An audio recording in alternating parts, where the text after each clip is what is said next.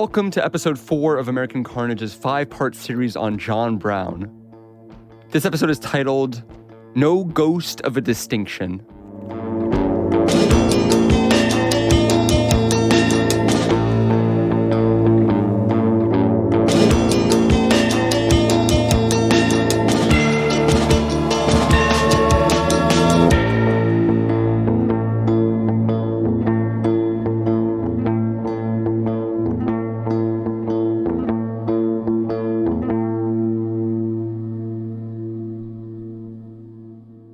So I know he's been dead for like 170 years, but I want you to humor me for a second and imagine that I am able to resuscitate John Brown and bring him back to life. And, I introduce myself and I, explain to him what a podcast is. And then I say, hey, John Brown, I am going to show you all of the books and all of the magazine articles and all the movies, explain what that is too, I guess, that have been made about you since you were executed by the state of Virginia in 1859. And so John Brown and I sit down and we watch this entire monumental catalog that goes back decades. And when we're done with that, I'd give my left arm and maybe my left something else for the chance to do this, where I say to him, John Brown, of all the things that we've just been through and just watched, what in there, what theme or what argument pissed you off the most? What made you the angriest? And if I had the chance to ask John Brown that question and let him respond, I don't know for sure, but I have a hunch, strong suspicion. It's not like I can prove it or you can disprove it, I guess, in my favor, but my strong suspicion is that what John Brown will identify as the thing of all the material about him that pisses him off the most is the thing that we're going to talk about in today's episode, our 4th episode, and finally the one that we get to finally discuss the events at Harper's Ferry for which John Brown is most remembered. Because there's one thing in particular about this raid at Harper's Ferry that John Brown's haters are going to just love repeating again and again and again. And to be fair, even some people who are not, John Brown haters, even some people who admire him in many ways will fixate on the following point that we'll be discussing as evidence of what they call the single most important failure by John Brown at the single most pivotal juncture of his life. And what these people will argue, sometimes implicitly, sometimes explicitly, but what they'll say is that John Brown failed because he failed to secure the support of the black slaves on which the entire raid was premised. Right, on October 16th, 1859, Brown will invade Harper's Ferry with an army of just about 20 guys. 2 days later, all of these men will be either dead, captured, or on the run for their lives. And so the question that gets asked over and over and over again in a way that I think if I resuscitated John Brown would have driven him mad is the following. What happened to the supposed slave army that John Brown was counting on? Why didn't they rise up? Wasn't the whole plan here, John Brown's entire conception of this raid, that once he invaded Harper's Ferry, it would spark such unrest and so much sympathy from the black slaves that they would flock to his banner and fundamentally destabilize the slave system? And I think pretty clearly that is what John Brown wanted to happen here. David Reynolds, in his biography of John Brown, will write that his theory of the raid was the following, quote, would his guerrilla campaign cause the fall of slavery? Brown had always believed it would because he was sure the revolution would be contagious. Enslaved blacks all over the South would catch the fever of revolt. They would violently cast off their shackles and rush to the mountains to join his growing black colony, which might actually be able to create an independent society, end quote. And so you look at the wreckage of the raid, with Brown and his men locked up or scattered or dead, and the temptation there is always to ask, where were the slave reinforcements? Why didn't they show up? And I think this is such a controversial and such a loaded question, and one that has provoked such fierce debate because it's really used as a proxy for this other critical question, which is, did the slaves themselves support John Brown's violent crusade to overthrow slavery? Were they themselves willing to join and believe in and fight in his quixotic guerrilla war against the slave power at the risk of their own lives? I think it feels pretty safe to say, right, that if they were, John Brown's raid looks much more morally defensible, because then you can say, right, that the slaves believed in what he was doing, that they saw in his actions a means of ending their own oppression. But if the slaves themselves were not willing to throw in their lots, if even the slaves saw Brown as this sort of wide-eyed religious maniac that so many critics have made him out to be, then who are we now to say that they, the slaves, were wrong, and that in fact the slaves themselves should have been willing to do things that many historians and Brown's critics will for sure maintain that they were not in fact willing to do? Who are we to appoint ourselves to a position of higher moral authority than the slaves themselves? And so for 170 some odd years, starting with the slaveholders themselves, Brown's critics have tried desperately hard to argue that you can prove that Brown failed because the slaves themselves did not join him. This effort is going to start right away. I mean, literally within days after Harper's Ferry. A South Carolina secessionist and slaveholder would write on October 31st, 1859, the following, less than a week after the invasion. The following quote, by the way, comes from the Tribunal by John Stauffer and Zoe Trod. This was a front page article in the Charleston Mercury. This Southern slaveholder would write, quote, "The insurrection at Harper's Ferry was simply no insurrection at all. Not a slave joined the reckless fanatics who sought to promote their nefarious policy of emancipation by blood and by treason," end quote. And then just a few weeks later, the pro-slavery Arkansas Gazette would write similarly, also courtesy of this Stauffer and Trod book, quote, "The very fact that not a single slave joined or attempted to join Brown's mad expedition is evidence that they are satisfied with their condition and should be a warning, an awful warning to all white men contemplating such insane acts of hostility," end quote. Now, obviously we need to be more than a little skeptical towards the claims about John Brown of the Southern slaveholders, but it's much more difficult when, as you do, you have mainstream historians and journalists. I mean, I just saw an article about this in the New York Times just a few years ago that argue that this failure of the slaves to come to Brown's side is a meaningful indictment of Brown's raid and its conception and its execution. These historians and journalists will look at the failure of the slaves to join Brown not as evidence that slavery was good and that the slaves were happy, but that they saw Brown as essentially being on a suicide mission and decided, for good reason, not to throw away their lives as part of it. And again, I don't at all think you need to be a racist or a John Brown hater to entertain this possibility or believe it. I mean, David Reynolds, who in my mind is about as sympathetic as a Brown biographer as you can find, he will float a theory that feels at least halfway plausible to me, which is that the slaves were simply confused in part by this idea of a white man coming to lead a slave insurrection. And I think it's hard to blame them, right? I mean, this is part of what makes Brown so different than all the other slave insurrections. Nat Turner, Denmark Vesey, these are black men and slaves who led the slave revolts. And Brown, of course, is white. And for most of these slaves' lives, it's likely that most or all of their interactions with white people are through this lens of these white people who are their oppressors. The only white people they really know benefit from the slave system. And so would it be any surprise, really, if the black slaves were at least a little suspicious of being led by a white man who shows up in the middle of the night and gives them hours or even minutes to make up their mind about what to do? Reynolds writes, quote, "Whites for the slaves were oppressors, not liberators.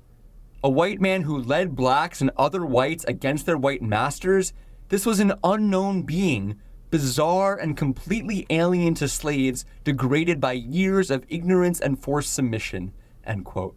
And of course, beyond simply being confused, they might have been legitimately terrified, and there's obviously very good reason for them to have been terrified. My understanding, right, is that in the 1830s, you get some slave revolts, Nat Turner's being the most famous, but the wave of reprisals and repression, the totalitarian system that gets implemented in the wake of Nat Turner's revolt is so immense and so barbaric that the number of slave revolts really quiets down in the 1840s and 1850s. And this historian, David Reynolds, will quote a slave of this area who would be interviewed about this very question in 1861. And this slave will say Yeah, of course, we were terrified. This slave, according to Reynolds, will say on the question of why he did not join John Brown, and just as a quick note, in the quote that follows, gibbets is a term that refers to gallows, where people get hanged. This slave will say on the question of why he did not join John Brown, quote, "I can see gibbets all over the slave-holding states, with Negroes stretched upon them like slaughtered hogs, and pens of lightwood on fire. Methinks I hear their screams. I can see them, bent upon their knees, begging, for God's sake, to have mercy. I can see them chained together and shot down like wild beasts. These are but shadows of what would have been done had John Brown succeeded in his plan of getting up a rebellion among the slaves," end quote. So, right, one answer to the question, did the slaves join Brown, is that no, they didn't because they were happy being slaves, which is the nonsense slaveholder answer. But then there's the second answer, which is no, they didn't because they had very good reasons not to. I apologize for spending so much time on this question to start our episode here, but H.W. Brands, a contemporary historian whose book The Zealot and the Emancipator, which is about Brown, the zealot of the title, and the emancipator, which is Lincoln, which was just published in 2020, will really emphasize this failure. Brands will write, quote, "Brown demonstrated that a person can be on the right side of history and still go terribly wrong. Slaves in the area refused to join what they deemed, accurately as it turned out, to be a suicide mission," end quote. I am, to be clear, not a historian. I am a journalist doing my best to sift through the tremendous work that historians have done for decades on John Brown. But my reading of the evidence, frankly, is that the theory advanced here by Brands and by other historians is actually wrong. That, in fact, the historical record points to not, a Spartacus-like uprising that overthrew the slave system, obviously, but meaningful and real and quite significant involvement and participation and support from the slaves for John Brown's raid. I apologize for the brief digression, but I am Jewish.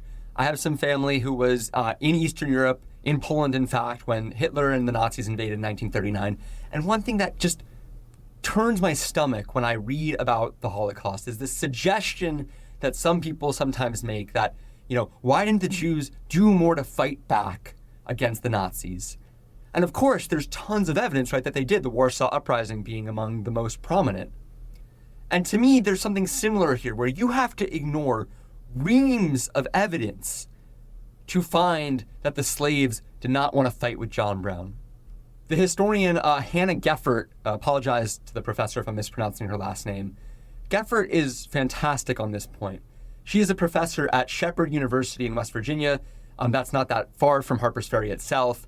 In her essay, John Brown and His Black Allies, she will really say that many of the preceding histories of Harper's Ferry really miss the crucial ways in which black slaves expressed their support for what Brown did as best they could, often at unbelievable risk to themselves and often with the punishment of death for doing so. One of the monumental challenges for a historian like Geffert is that, of course, the Southern slaveholders have every reason after the raid to downplay any sign that the slaves supported what John Brown did.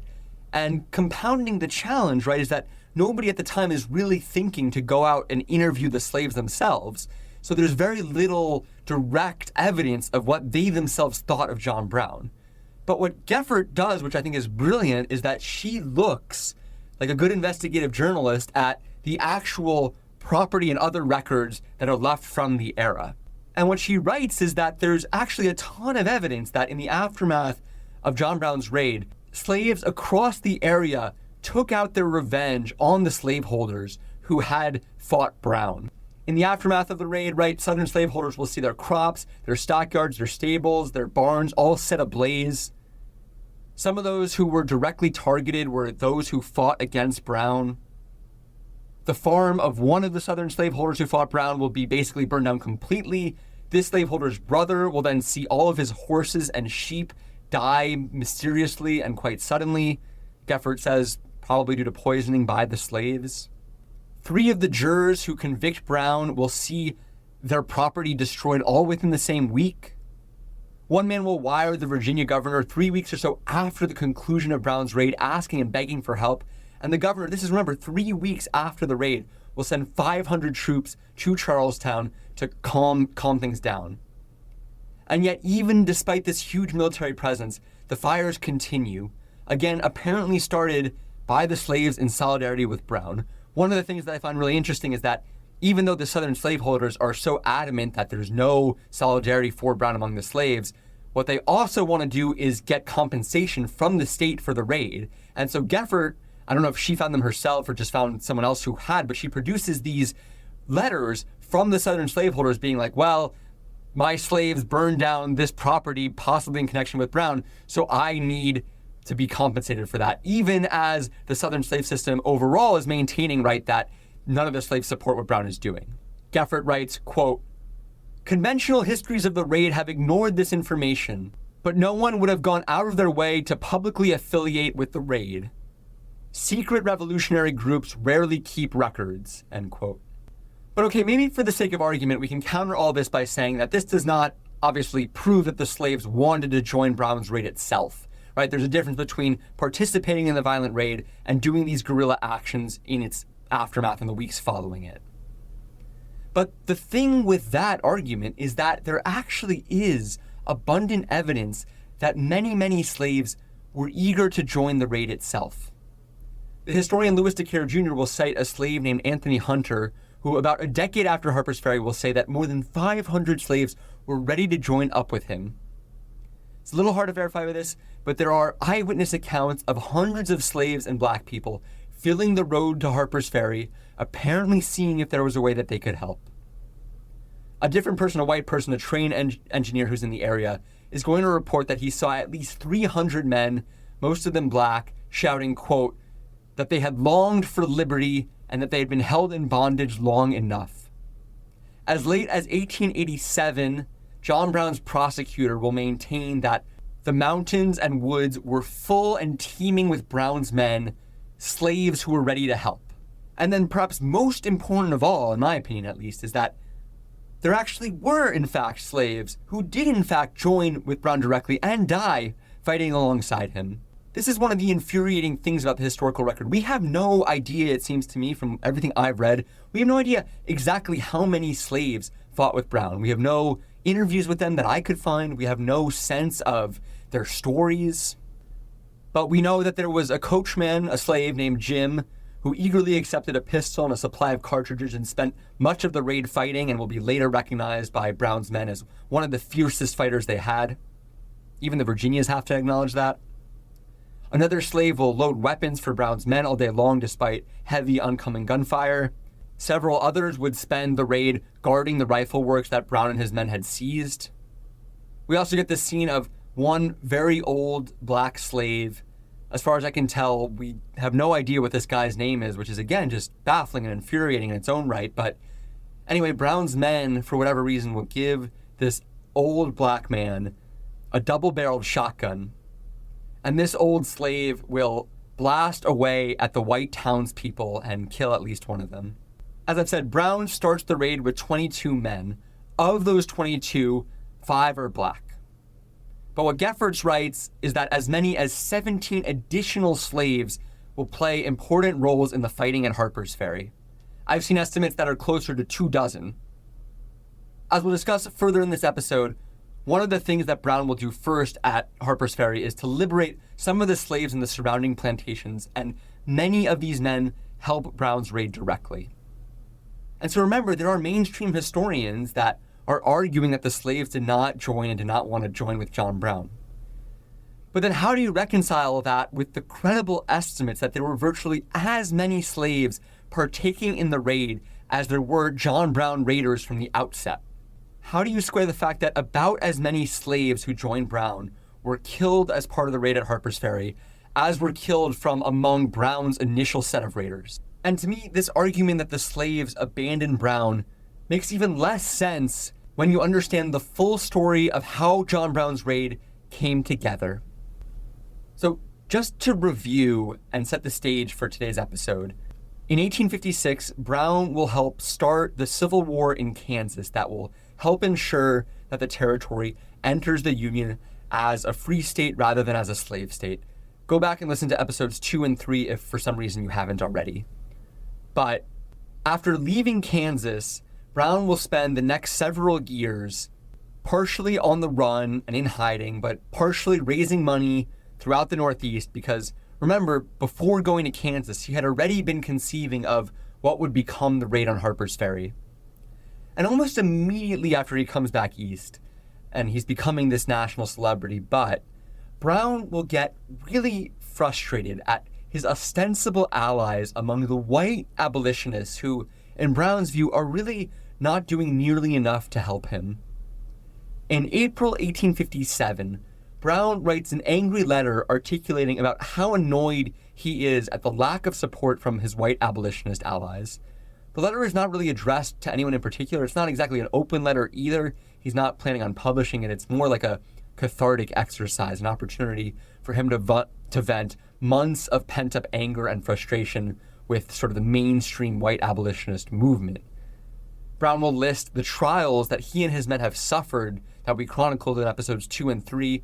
In the following letter, by the way, Brown is referring to himself in the third person, and he will lament the fact that, quote, Brown leaves the States with a feeling of deepest sadness that after having exhausted his own small means, and with his family and his brave men suffering hunger, cold, nakedness, and some of them sickness, wounds, imprisonment in irons, with extreme cruel treatment, and others death, that after lying on the ground for months in the most sickly, unwholesome, and uncomfortable places, some of the time was sick and wounded, destitute of any shelter, and hunted like wolves, that after all this they cannot secure amid all the wealth, luxury, and extravagance of the heaven-exalted people, and here Brown is referring derisively to the white abolitionist allies, that even among that they cannot secure the necessary supplies of the common soldier, end quote.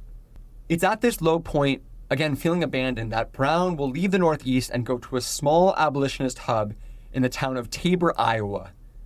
There he will meet a guy named Hugh Forbes, an English mercenary that he had hired back in New York to help plan the raid.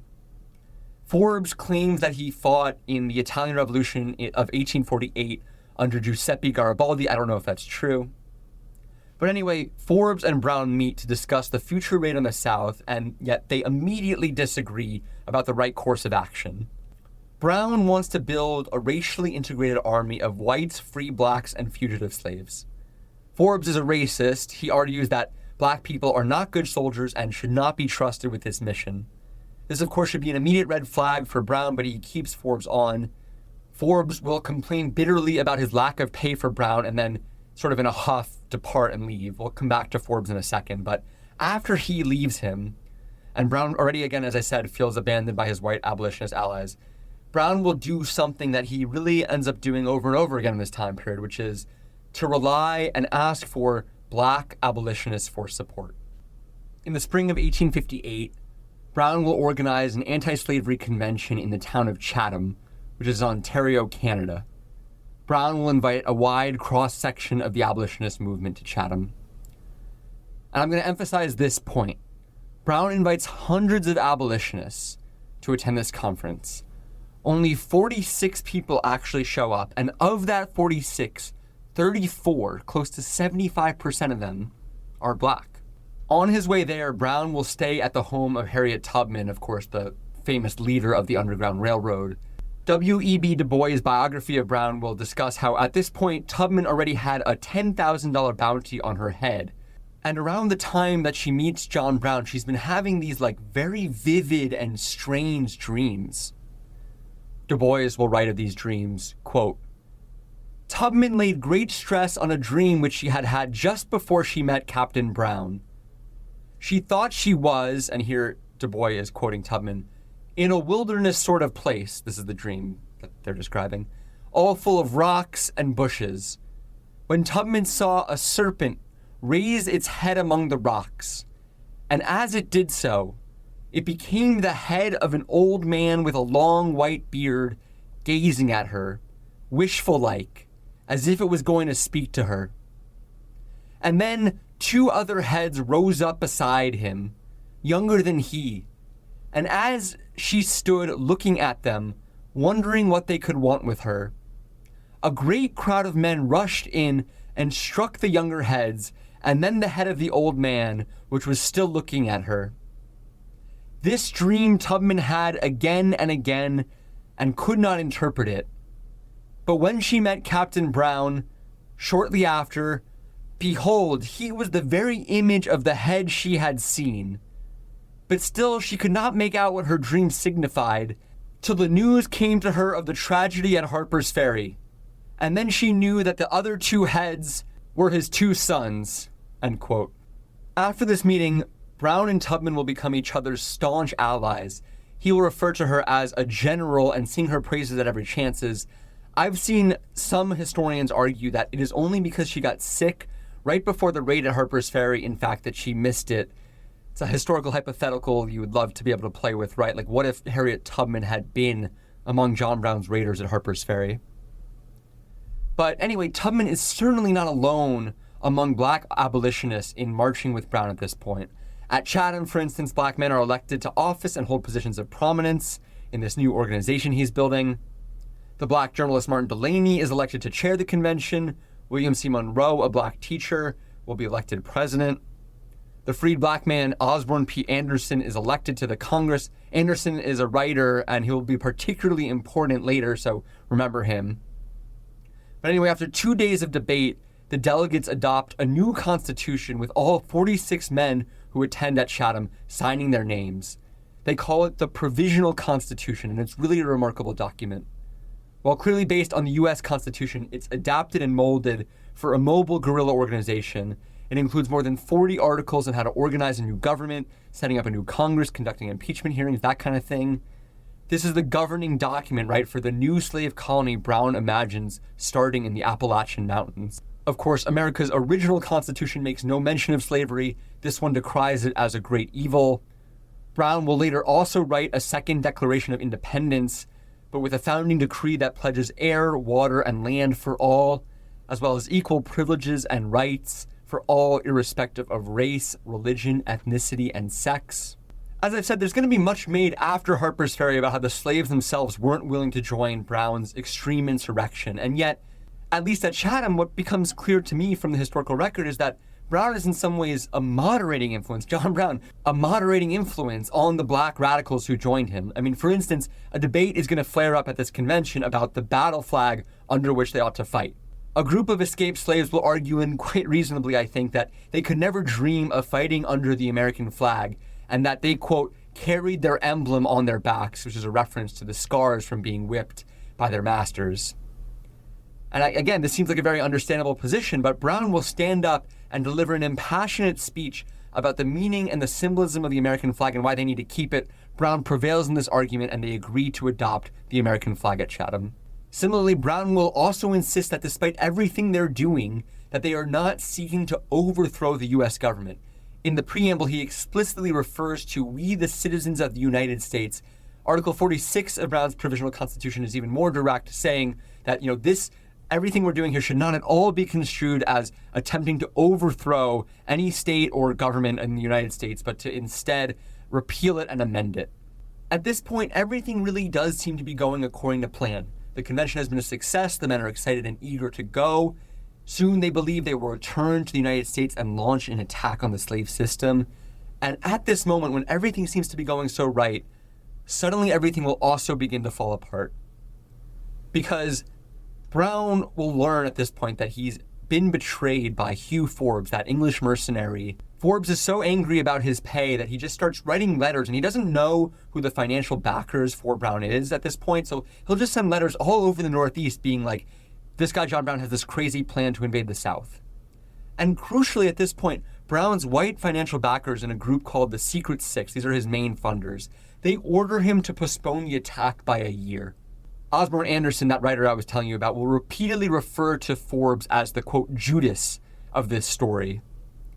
Brown begs his white funders to let him attack anyway. He's saying, I have this convention wrapped up. I have all this momentum. I have these men who are ready to go and fight. But with Forbes threatening to blow up the whole project, the funders say no, and Brown agrees to lay low in Kansas to discredit the accusations and sort of let this whole thing blow over. So Brown and his men, they pick up and they go back to Kansas. And while they're there, they are approached in the night by a slave who asks for help because this slave has just learned that he is about to be separated from his family. His family is going to be sold south to a southern plantation far from Missouri. And you can probably guess that John Brown, being told to lay low and keep his head down, when he hears this story, does not, in fact, do that. Brown and his men raid the slaveholder's home. They liberate 11 slaves, including this family that had begged him for help.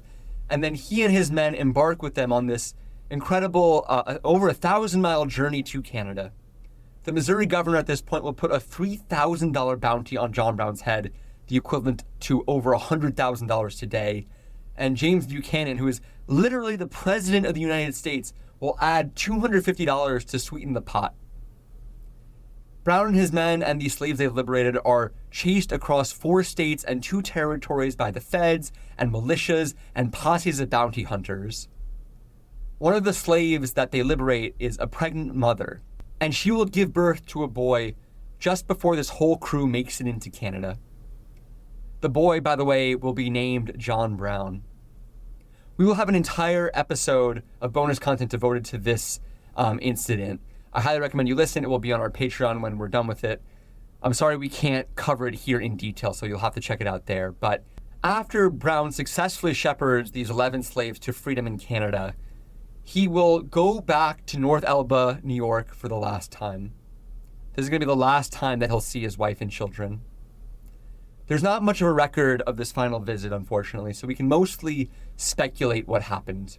Imagine this for a second, right? You haven't seen your family in months. You've been gone for years at a time, fighting a guerrilla war on the other side of the country, traveling from city to city. One of your sons is dead, Frederick, gunned down in broad daylight. Another is emotionally scarred for life. If you're John Brown's second wife, Mary Ann Daly, how do you really feel about this new adventure? And yet, in the end, 3 of John Brown's sons and 2 of his sons-in-law decide to join him. The men will make their way south, disguised as farmers who are looking to settle in Virginia. Brown will hire an Amish man to transport hundreds of guns from Pennsylvania, where he stashed them, to his new base that's going to be in Maryland. The men rent a farmhouse on the outskirts of town, and they begin sending out letters to the other recruits that John Brown has lined up. And over the course of the next 3 months, the other members of the party begin to arrive. To me, this feels like a little bit like the scene in the heist movie, like Ocean's 11, where the old gang is like finally getting back together. There will be 22 of them in total, including Brown himself. It's a remarkably eclectic group. Brown's raiders include a wealthy lawyer, a school teacher, a poet, a farmer, a merchant, and several outlaws. You have at least 2 white men descended from slaveholders, and 2 black men who escaped the South, including a former slave. You have a convicted criminal who broke out of a prison in Kansas, and a syphilitic rich kid who has no combat or military experience to speak of. You have men who graduated with distinction from some of the nation's elite colleges, and you have others who are part of this raiding party that are barely literate. From North Elba comes Brown's 3 sons, Owen, Oliver, and Watson, as well as his sons-in-law, Dauphin and William Thompson. There's John Henry Kagi. This is Brown's second in command, an experienced fighter from Kansas. Kagi is kind of like the brains behind the operation. But there's also Aaron Stevens. Stevens is a brash and ruthless veteran of the Mexican-American War, also a veteran of Kansas, who was tried by a military tribunal after he almost beat his commanding officer to death. Stevens was imprisoned at Fort Leavenworth in Kansas, somehow managed to escape. He's described as this, quote, dark, handsome Spartacus, and the women after Harper's Ferry will kind of gawk at how strong and tall and muscular this guy is. As the historian Tony Horowitz notes, if Kagi is kind of like the brains behind Brown's operation, then Stevens is for sure the brawn, the muscle. And so if I'm, the Hollywood director trying to make the movie about John Brown's raid, I think I'm going to want to cast in the role of John Henry Kagi someone who fits this bill of like the cerebral master thinker, maybe like a Edward Norton, something like that. And Stevens is like this Jason Momoa, Dwayne Johnson, kind of like all muscle and brawn. And then the third character here is this guy named John Edwin Cook. This is going to be John Brown's spy. He's another Kansas veteran. And Cook has this reputation for being a dandy and a dilettante, and has these beautiful curls, these locks of hair. And Brown is going to send him weeks in advance of the Harper's Ferry raid into the town to gather information. There he's going to charm the skirts off the wives of all the townsfolk and will provide really useful information for the raiders. And I apologize, I don't have time to go into all of the raiders and all their backstories, but for me it feels important for some reason to read their names aloud. There's the group of Kansas veterans who joined Brown: William Lehman, Albert Hazlitt, Charles Plummer, Charles Tidd, and Jerry Anderson. There's a Canadian, I guess this is an international brigade. There's a Canadian wagon maker named Stuart Taylor. There's 2 radical Quaker brothers from Iowa, Barclay and Edwin Coppock, who become the black sheep of their family because they decide to ignore the pacifistic dictates of Quakerism. And then there's Francis Jackson Merriam. He's one of the last to arrive, physically frail, half-blind, and a little unstable. But even Merriam makes a big difference. He will show up with $600 worth of gold and ammunition, which is the product of his inheritance. And this helps set the whole raid in motion. So even he makes a difference. And then lastly, there are the black recruits. They are crucial on the battlefield and for training, but perhaps they are most important for what they represent. Remember, this is an integrated egalitarian armed group dedicated to the eradication of slavery. And this in and of itself captures and offends the deepest and darkest feelings of the plantation class. Among Brown's black soldiers are men like Dangerfield Newby, a freed slave from Virginia whose wife is still being held in slavery. There's Osborne Anderson, who participated in Chatham that we were telling you about. Anderson will just barely make it out of Harper's Ferry alive after he and one of the Kansas veterans, a guy named Albert Hazlitt, will escape through the forest as they're being hunted by the U.S. Army. They go more than 48 hours without food and they nearly starve to death in the woods. They will raid a nearby cornfield in the middle of the night. And then soon after this, Hazlitt will break down physically and be unable to carry out his journey. Hazlitt and Anderson will have this tearful goodbye. Anderson will somehow make it out alive and escape to Canada, where he's able to write his story of what happened. But Hazlitt will be caught and executed. From Oberlin, Ohio, there's the uncle-nephew pair of Lewis Sheridan Leary, the uncle and his nephew John Copeland, both freed black men. And lastly, among the black raiders, there's the proud and stoic Shields Green, who goes by the nickname Emperor. Green has a much darker skin color than the other black raiders, and he will bear the worst of the abuses of the pro-slavery side after the raid. The historian Louis DeCaro Jr. suggests that maybe he had a speech impediment or a learning disability, although it's impossible to know. DeCaro actually writes an entire book about Shields Green, and the remarkable thing about it is so much of it is just question marks. We don't really even know what Shields Green's actual name was for sure. We don't know the name of his parents. We don't know if he has children still in bondage when he joins this insurrection. There's just a ton of unanswered questions about this guy. But we do know that Brown's black raiders, these 5 men, knew for sure that they were risking unimaginable torture if they got caught, which they did. And yet they go anyway. After the raid is over, Leary, Copeland, and Green, 3 of the 5 black soldiers who fought with Brown, will be hanged and executed by the state of Virginia. And after their deaths, their bodies are dug up by a group of racist medical students at the nearby Winchester Medical College. We have no idea what kind of grotesque experiments these racist medical students performed on these black raiders' bodies, but the families of Copeland and Leary will beg Virginia authorities to let them retrieve their bodies. The students, however, hide Leary and Copeland's bodies somehow even beyond the reach of the faculty at this medical college. And we don't know exactly how this happened, but roughly 20 years after his execution, a Georgia drugstore will be having an ad sale, and they'll put on display to attract customers the skull of Emperor Shields Green, telling the white people in the area to come and see one of the black men who died along with John Brown. And yet, for all the horrible fate that awaits these guys, for a moment, as they prepare for their raid on the South, these men will live together in freedom as they converge on the Kennedy farmhouse, which is in Maryland, just outside of Harper's Ferry. There's something I find really poignant about this brief interlude. The accounts of the men who were there talk about their months at the Kennedy farmhouse in this idyllic and romantic way, even as they prepare to confront their own death. And you can sense it from the women's accounts too, because Brown's daughter Annie and Oliver's wife Martha will travel to the farmhouse, serving as housekeepers and cooks for the party. More importantly, obviously, they help with the cover story for these raiders who don't want to tell their neighbors that they're gathering to launch a violent and illegal raid. Right? A mixed race group of about 24 people gathering in a single house for months on end is going to draw some unwanted attention. And so many of the men, especially the black recruits, will spend almost all day hiding in the attic of the farmhouse. Whenever a stranger from town comes by to the house, Annie or Martha will rush out to intercept them and make small talk with them, while the men inside scramble to hide in the attic upstairs. Their conditions are, of course, far from ideal. Captain Aaron Stevens leads them in military drills to the extent that he's able. Brown, maybe still feeling burned by the Judas Forbes, will keep his plans extremely close to the vest, maybe too close. And yet, even with the specter of impending death, I think there's a remarkable beauty to this moment. The men read and play cards and checkers, and they have political and philosophical debates that go all night and into the morning. They adopt a stray dog who helps keep the watch. They forage for wild grapes and chestnuts and collect wildflowers in the woods and fields near the farm. They get together and sing hymns and popular songs.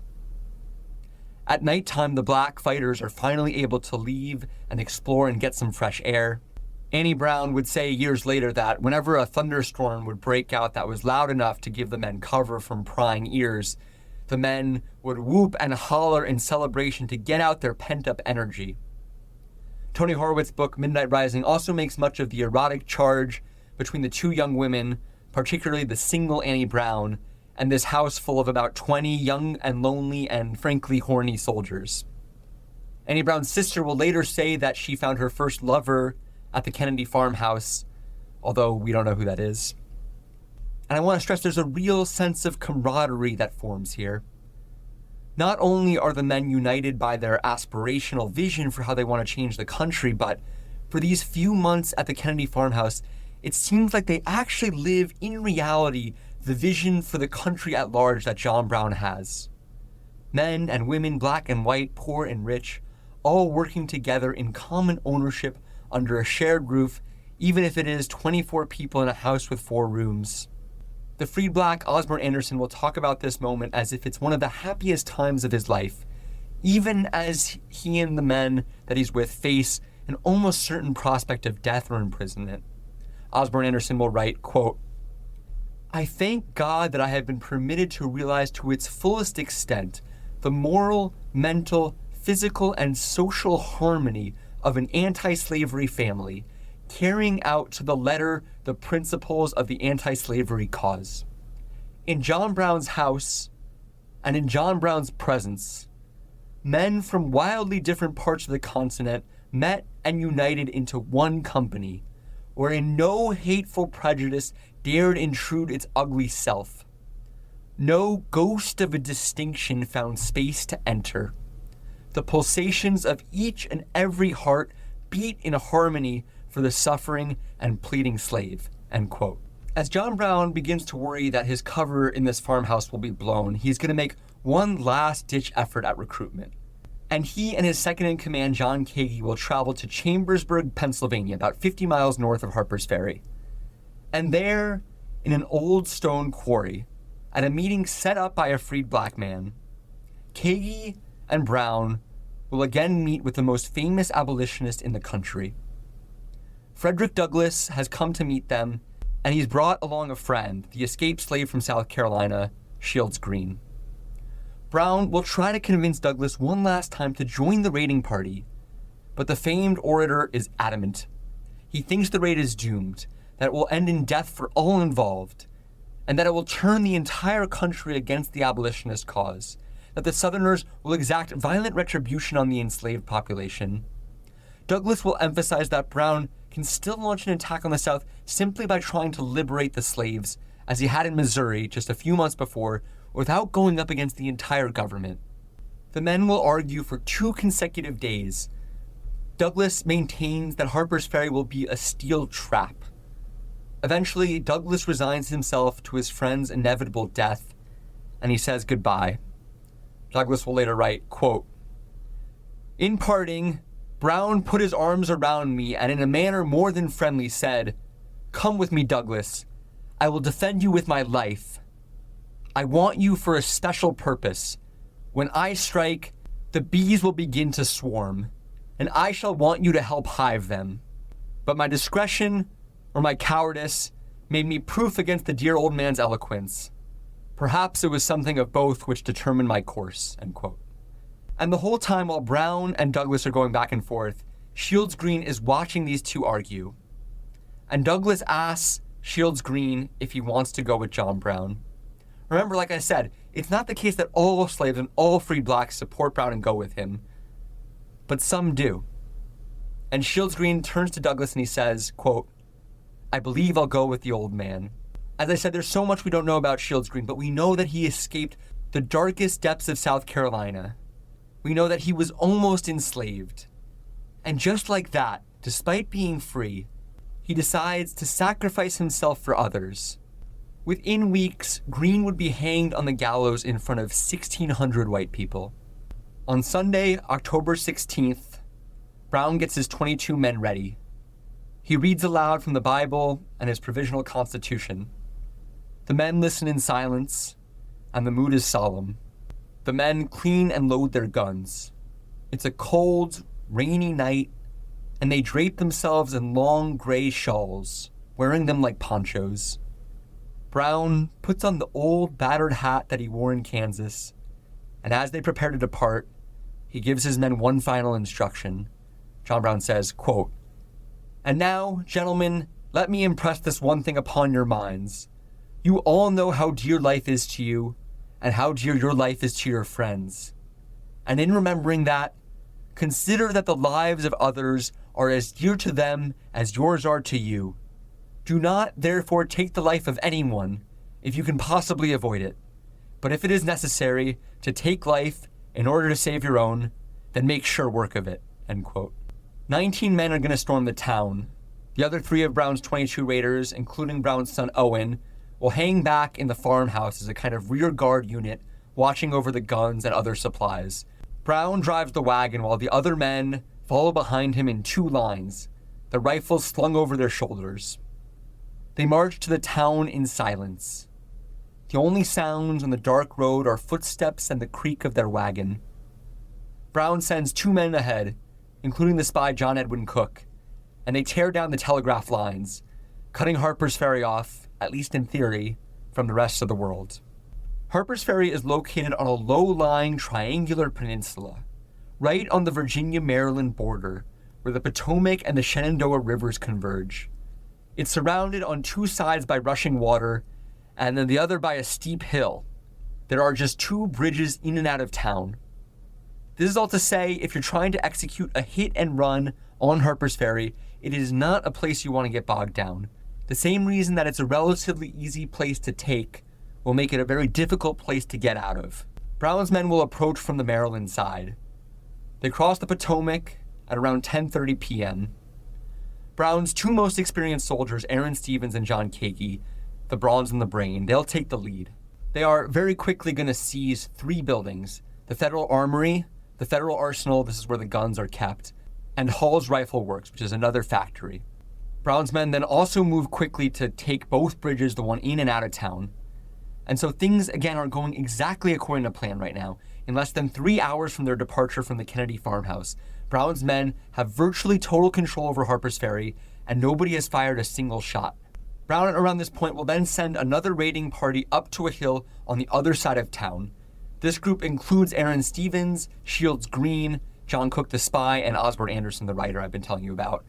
Their mission is to kidnap the great-grandnephew of George Washington. Cook, the spy I was telling you about, had ingratiated himself with this guy, Lewis Washington, who was a prominent slaveholder, and Brown's men will burst into Lewis Washington's home in the middle of the night. Lewis Washington recognizes this guy Cook that he thought he was friendly with, and Cook and Brown's men will demand that Lewis Washington turn over 2 very important things. Because Cook had learned that Lewis Washington was in possession of 2 family heirlooms, a sword that the King of Prussia, Frederick the Great, had given to George Washington as a gift, and a pistol that George Washington had received from the French hero of the American Revolution, the Marquis de Lafayette. John Brown's men order Lewis Washington to go get these things, and Lewis Washington turns them over to Stevens, the white man.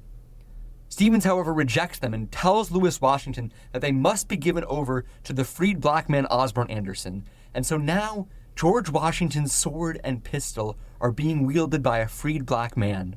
The slaves kept by the descendant of America's founding father will now join John Brown's little army. Some of these will be the men that I was telling you about earlier who die, the slaves who died fighting with John Brown. But as this party begins riding back to Harper's Ferry with their hostages and these freed slaves, things within the town are beginning to go terribly wrong. At around midnight, a relief watchman arrives at the railroad bridge where John Brown's men came, and he'll notice that the lights on the other side of the bridge are out. And thinking that strain with his lantern held up high, he walks across the bridge, and when he reaches the other side, Oliver Brown and a few of Brown's raiders emerge from the shadows.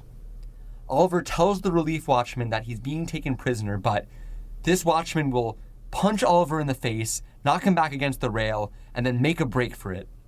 One of Brown's men will fire at him, the bullet will graze the watchman's head and knock off his hat, but will manage to keep running. At about 1:25 in the morning, a train bound from Maryland will chug into town, and this injured watchman, who has managed to evade Brown's men, will run out to the bridge and warn the conductor as blood streams down his face. The conductor stops the train, and passengers begin to get out. Rumors begin to swirl, and a few of the workers get off the train to see what's going on, including a black porter whose name is Hayward Shepherd. Hayward Shepherd will walk onto the bridge when one of Brown's men will order him to halt. Startled, Shepherd will turn around and rush back to town, and as he's rushing back to town, another one of Brown's men will shoot him in the back just below the heart. Hayward Shepherd, this black porter, a freed man, will be the first casualty at Harper's Ferry, and still to this day, you can see of how much the South loves the fact that the first person that John Brown's raiders kill is a freed black man. Shepherd will be called a faithful slave by groups like the United Daughters of the Confederacy. But the shot that killed Shepherd actually ends up waking up a few people in town, and they run around sounding the alarm to nearby towns that Harper's Ferry is under attack by crazed abolitionists and that they need to get together and raise militias. And at this point, Brown is going to make two inexplicable mistakes. The first is that he doesn't get the hell out of Harper's Ferry immediately. In just a few hours, he has his guns, he has hostages, he has new recruits, he has freed slaves who want to fight with him, who are owned by the heir of George Washington. He should just pack up and ride like hell for the Blue Ridge Mountains. He could get there before daybreak. Instead, he stays in the armory and dawdles around. I mean, if I could bring John Brown back to life as we were discussing at the beginning, this is 100% the first question I would ask him. Why are you still here? Just get out immediately. And then the second mistake Brown makes is that he's just going to let this train go. The historians I've read seem divided on exactly why he does this. It seems like he either believed the conductor who gave assurances that he wouldn't sound the alarm, which is, of course, exactly what the conductor does when he gets to the next stop. Or maybe Brown thought that if he let the train go, it would signal that he didn't have particularly violent, that he was somewhat peaceful in his intentions, and that, therefore, the response would be more muted. Whatever the thinking was, it was erroneous. By 11 o'clock, President James Buchanan, the Secretary of War, the Governor of Virginia, and the United States Army have been notified of the insurrection. There are reports of 700 heavily armed black and white abolitionists rampaging across the countryside. Obviously, it's not what's happening, but the alarm has gone off. And to make matters worse for Brown, by morning, militia groups are beginning to mobilize and hit the road to Harper's Ferry.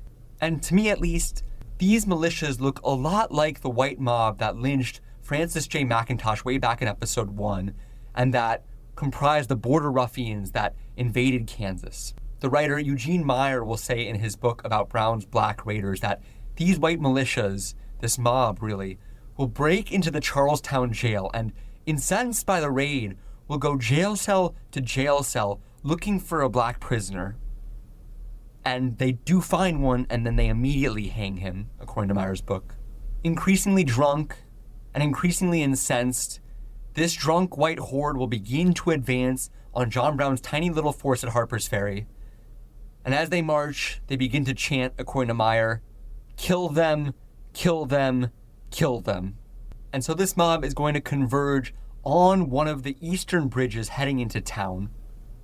One of the top soldiers that Brown put on this bridge to guard it is a black man who we mentioned earlier by the name of Dangerfield Newby.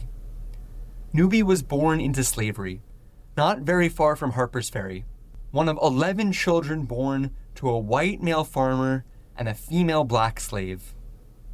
Even though his farmer is white, Newby grows up a slave. He is owned by his dad. Newby grows up to be strong, tall, and philosophical, and a highly skilled blacksmith. He would fall in love, get married, and have 7 children, all of whom are born into slavery, with a woman named Harriet, who belonged to a different slave owner. Newby was freed along with his 10 siblings in 1858, but his wife and their 7 children remained trapped on a plantation in Virginia. After he's freed, Newby will work tirelessly as a blacksmith in the free state of Ohio, spending virtually every second he could raising money for his family. He put together the equivalent of $30,000 in today's cash to help secure their release, and he will meet with the doctor who owned his wife and his children. And with cash in hand, he begs this doctor for his family's release.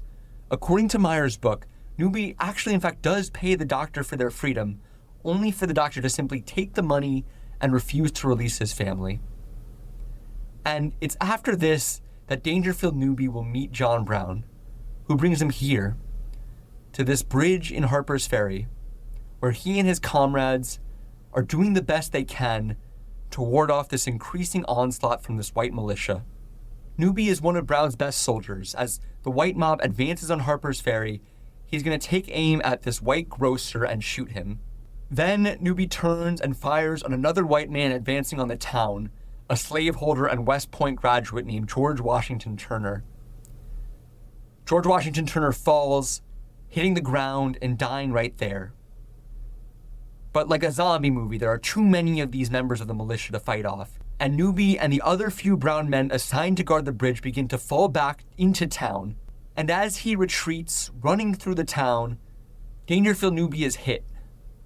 Many of the town's residents have no real ammunition, so a sniper in one of the buildings, apparently yet another descendant of George Washington, according to Meyer's book, George Washington's descendant will shoot Dangerfield Newby with a makeshift bullet, which is a 6-inch spike crammed into the barrel of his gun. As Newby tries to return fire, although he's already bent over, a second spike will hit him, slicing through his neck and his throat, and killing him.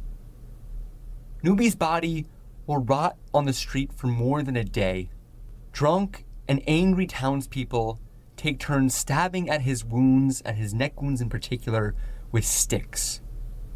These townspeople then take out pocket knives and cut off Dangerfield Newby's ears and his genitals to keep as souvenirs. As if that wasn't horrific enough, roving hogs come down the street and begin to eat at Dangerfield Newby's entrails. And that is why to this day, and I double-checked this on Google Maps, to this day, you can visit a street in Harper's Ferry called Hog Alley, where the boars devoured Dangerfield Newby. And yet, not even that is enough, because the day after the hogs have eaten at Dangerfield Newby's body, which is still rotting in Harper's Ferry, more drunk white townspeople come back, and one of them, apparently upset that he missed his chance to take part in the action defending Harper's Ferry, he will shoot Newby's corpse repeatedly, according to Eugene Meyer's book. Yet another white townsperson starts kicking Newby in the head. This guy's already been dead for more than a day and a half. Dangerfield Newby's mutilated body, at least according to the historian Tony Horowitz, will then be dumped in an unmarked pit. But miraculously, somehow, inside Dangerfield Newby's pockets, a letter is recovered that was sent by his wife. Harriet Newby, Dangerfield Newby's wife, was less than 50 miles from the site of the Harper's Ferry raid. Her letter, dated August 16th, 1859, reads as follows, quote, "I want you to buy me as soon as possible, for if you do not get me, somebody else will. There has been one bright hope to cheer me in all my troubles, and that is to be with you. For if I thought I should never see you on this earth, life would have no charm for me. Do all you can for me, which I have no doubt you will. I want to see you so much The children are all well. The baby cannot walk yet. You must write soon and say when you think you can come. Your affectionate wife, Harriet Newby. Thank you again so much for making it through 4 full episodes with us here at American Carnage in our series on John Brown. Hope you're enjoying it. If you want to support the show, we'd be tremendously grateful again if you're willing to throw $3 our way on our Patreon. You can find us at American Carnage on Patreon. No worries if not. As we've said, the whole 5-part series will be made free of charge, available to the public. Thank you again to our producer, Sophia Curzius, Elena Lacey for the cover art, Ned Porter for the music, and Stephen Griffith for the outro. We'll see you again next time when we will conclude the raid at Harper's Ferry and show how it led directly to the Civil War that would forever change American history. Thanks again. John Brown's body lies a-moldering in the grave. John Brown's body lies a-moldering in the grave. John Brown's body lies a-moldering in the grave. His soul is marching on. The glory, glory, hallelujah. Glory, glory, hallelujah. Glory, glory, hallelujah. His soul is marching on. He's gone to be a soldier in the army of the Lord. He's gone to be a soldier in the army of the Lord. He's gone to be a soldier in the army of the Lord. His soul is marching on. Glory, glory, hallelujah. Glory, glory, hallelujah. Glory, glory, hallelujah. His soul is marching on.